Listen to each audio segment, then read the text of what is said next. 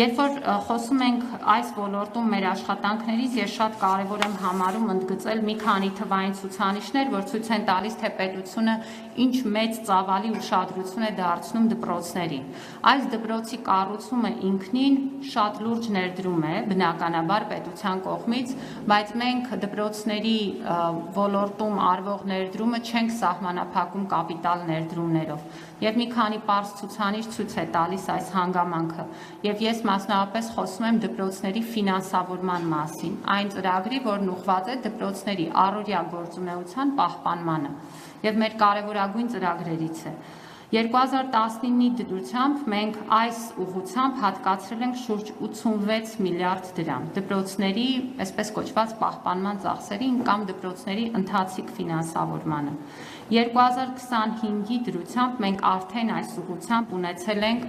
19-ի համեմատ ավելի քան 47% աճ, 128 միլիարդ դրամից ավելի։ 2026-ի համար հաստատված են էլ ավելի մեծ թվեր, մասնավորապես մենք խոսում ենք արդեն 54.9% աճի մասին կամ ավելի քան 131 միլիարդ դրամի։ Իսկ սա նշանակում է, որ դպրոցները ոչ միայն նորովի կառուցվում, վերակառուցվում են եւ նոր գույքով են հագեցվում, այլ նաեւ դպրոցների գործունեության համար ստեղծվում են նոր պայմաններ, որտեղ այդ ֆինանսավորումը առաջին հերթին ընձեռում է հնարավորություններ հոգալու այն ծախսերը, որոնք պետք են ապահովելու պատշաճ պայմաններ դպրոցի գործունեության համար։ Եվ իհարկե դրա կարևորագույն մասը ուսուցիչների վարձատրությունն է, բայց ես ուզում եմ ձեզ հիշեցնել, որ մենք ուսուցիչների վարձատրությունը չենք սահմանափակում աշխատավարձային ֆոնդով, այն ինչը նրանց ստանդարտ ֆինանսավորումն է,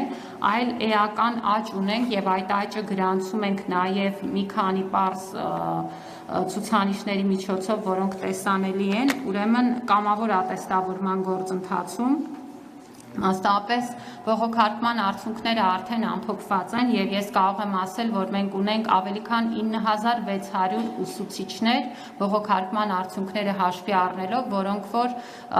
անցել են կամավոր ատեստավորումը հաջողությամբ եւ բարձրացված վարձատրություն կստանան արդեն այս ամսվանից սկսած։ Եվ նրանք կազմում են մեր ուսուցիչների շուրջ 31%-ը։ Սա շատ լավ ցուցանիշ է, սա ցույց է տալիս, որ կամավոր ատեստավորման համակարգը ամբողջությամբ կայացել է եւ շարունակում է զարգանալ։ Միևնույն ժամանակ մենք անընդհատ հանդիպումներ ենք ունենում ուսուցիչների հետ, որպեսզի հասկանանք ինչ բարելավման տեղեր ունենք եւ այս աշխատանքն էլ կազմում է մեր շարունակական քայլերի մի մասը,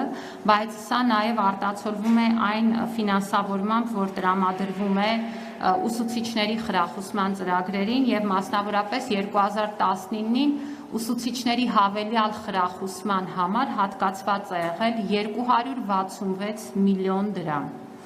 2025-ին մենք այս ուղղությամբ ծախսել ենք 15.2 միլիարդ դրամ։ Եթե այդպես տոկոսային աճերի տեսանկյունից խոսենք, տոկոսը 1163 է, բայց նաև այն պատճառով, որ մենք սկսել ենք այսպիսի ուրեմն